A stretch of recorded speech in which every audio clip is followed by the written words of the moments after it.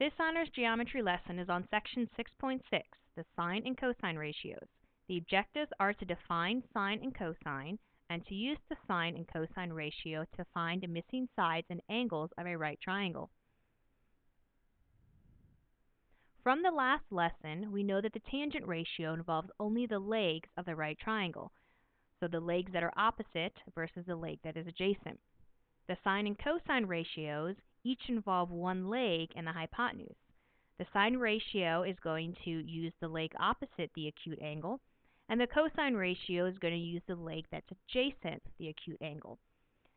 So the sine ratio states the sine of angle A is equal to the leg opposite angle A over the hypotenuse, and the cosine ratio states that the cosine of angle A is equal to the leg adjacent to angle A over the hypotenuse. Let's go ahead and take a look at example 1. We're going to find the values of x and y to the nearest integer. We're going to use both an example of the sine ratio and the cosine ratio as well. So here we're given acute angle 67. As we did in the tangent lesson, we're going to go ahead and label all the pertinent sides. So we said the easiest side to label is going to be your hypotenuse, which is opposite the 90 degrees. The next easiest side to locate is the side that's opposite the angle. So the angle 67 degrees has the side of x, that is its opposite side. And then y is going to be the adjacent side.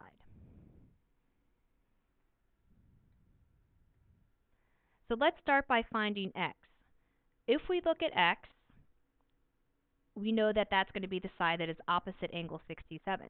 The only other information we know in addition to the angle is the hypotenuse. So this is going to be an example of our sine ratio. So we're going to take the sine of the angle of 67 degrees, and that's going to be equal to the opposite side, which is x, over the hypotenuse, which is 120. So to get x by itself, we're going to multiply both sides by 120. So if we take 120 times the sine of 67, that's going to give us the value for x. So if we go ahead and take our calculator, we're going to take 120 times the sine of 67 degrees, and to the nearest integer, we're going to see that x has a value of 110.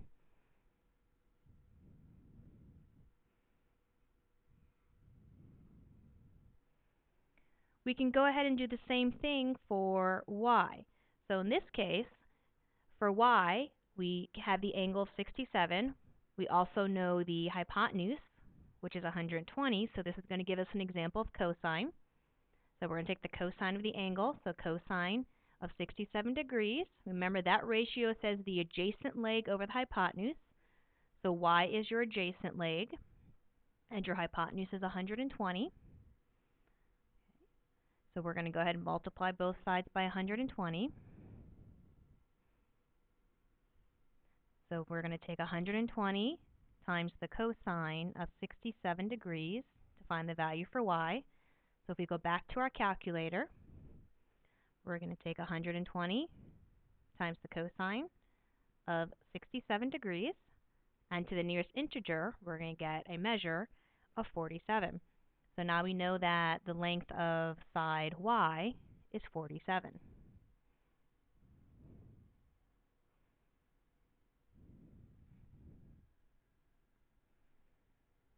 For the second example, we're going to find n to the nearest degree. One of the trickiest things about this section is determining when to use sine, when to use cosine, or even when to use tangent. So again, it's very important to label all of our sides. So if we look at acute angle n, we're going to start by labeling the hypotenuse, which is opposite the 90 degrees.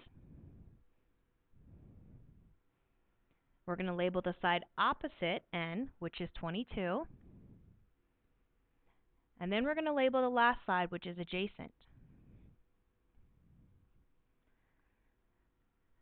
So remember, in order to use the sine ratio, we have to have the opposite side and the hypotenuse side if we're trying to find the angle. If we want to use cosine to find the angle, we need the adjacent side over the hypotenuse. So what I like to do is to go ahead and cross out the side that doesn't give me enough information to find that angle measure, which is the adjacent side. So the only two sides that I have are the opposite side and the hypotenuse, which allows me to use the sine ratio.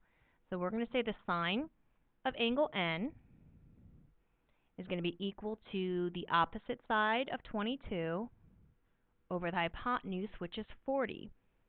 So we know that from the last lesson, we can go ahead and say that N is going to equal the inverse, so that's sine to the negative 1 of 22 over 40, and we're going to round this to the nearest degree. So N is going to equal the inverse of sine times the ratio of 22 divided by 40. Oh, I think I put in the wrong number there. We don't want 222, so let's clear that out. So we're going to take second sine times the ratio of 22, there we go, divided by 40. And to the nearest degree, we're going to see that the angle for N is going to be equal to 33 degrees.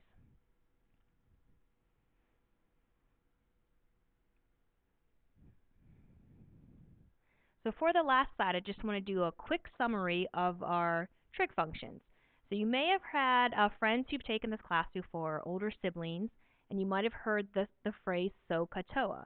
SOHCAHTOA is a way for us to remember what the three ratios stand for. So SO is going to represent your sine, which equals the opposite side over the hypotenuse.